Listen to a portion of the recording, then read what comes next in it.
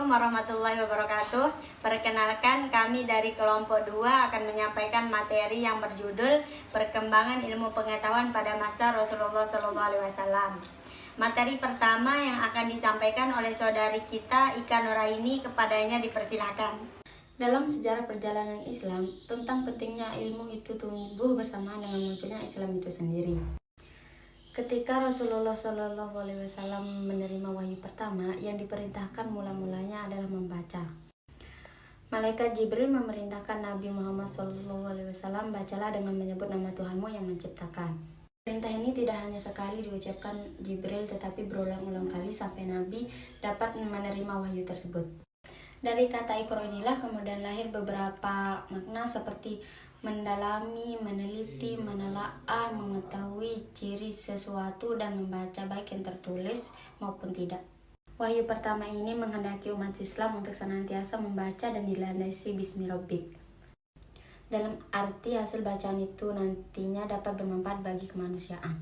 Dalam ayat-ayat yang lain mengatakan, katakanlah apakah sama orang-orang yang mengetahui atau berilmu dengan orang-orang yang tidak mengetahui? Sesungguhnya hanya orang-orang yang berakal yang dapat menerima pelajaran. Az-Zumar ayat 39. Dalam hadis yang lain juga Rasulullah SAW bersabda, carilah ilmu sampai ke negeri Cina. Dalam pembahasan peradaban Islam pada ilmu zaman Islam. Dalam peradaban ilmu zaman Islam terbagi beberapa zaman, antara lain 1. Penyampaian ilmu filsafat Yunani ke dunia Islam. 2. Perkembangan ilmu pengetahuan pada masa Islam klasik. 3. Perkembangan ilmu pengetahuan pada masa kejayaan Islam. 4. Masa keruntuhan tradisi dalam Islam. Dengan bimbingan Nabi Muhammad SAW telah mendorong semangat belajar, membaca, menulis, menghafal, sehingga umat Islam menjadi umat yang memasyarakatkan kepandaian baca tulis.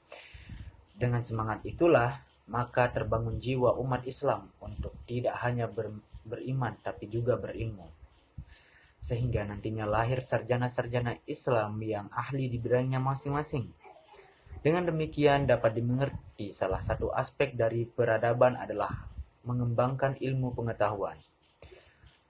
Kalau pada masa Nabi dan Khulafaur Rasyidin, perhatian terpusat pada usaha untuk memahami Al-Quran dan hadis Nabi, untuk memperluas pengajaran akidah, akhlak, ibadah, muamalah, dan kisah-kisah dalam Al-Quran.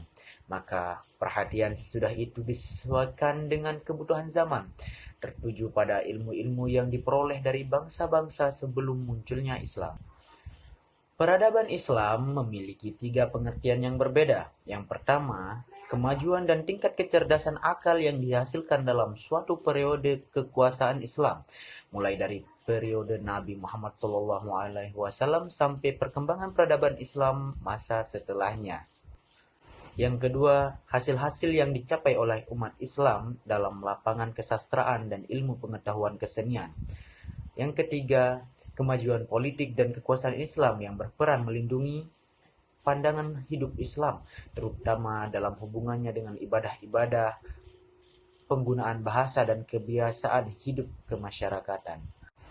Baik, mari kita tutup penyampaian materi dari kelompok 2 dengan sama-sama membaca Alhamdulillah. Terima kasih dan mohon maaf atas kekurangannya. Wabillahi taufiq wal hidayah. Wassalamualaikum warahmatullahi wabarakatuh.